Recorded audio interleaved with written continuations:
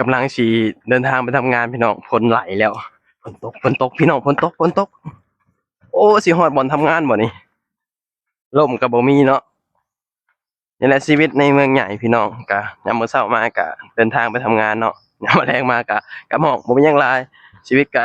ประมาณนี้แหละพี่น้องวนเวียนอยู่แบบนี้เนาะมนุษย์เงินเดือนก็สิประมาณนี้พี่น้องเงินคือทุกอย่างพี่น้องเงินก็คือแข้งคือขาบ่มีเงินก็เฮ็ดหยังบ่ได้เนาะ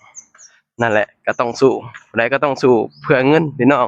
บ่มีเงินก็อยู่บ่ได้เนาะโอ้ดอกไม้เบิ่งพี่น้องดอกจำปาบ้านเฮาอยู่บ้านเฮาก็โอ้สีแดงงามเลยโอ้โหดอกไม้สีแดงพี่น้องแก้ว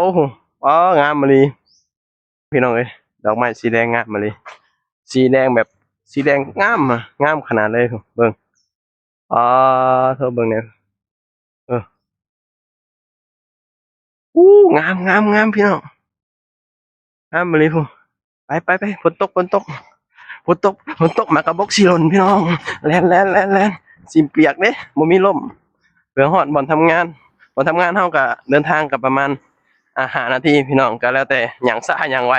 หยังไวก็ฮอดไวเนาะหยังช้าก็ฮอดช้าพี่น้องเอาไว้พอกันคลิปหน้าพี่น้องพ้นไหลแล้ว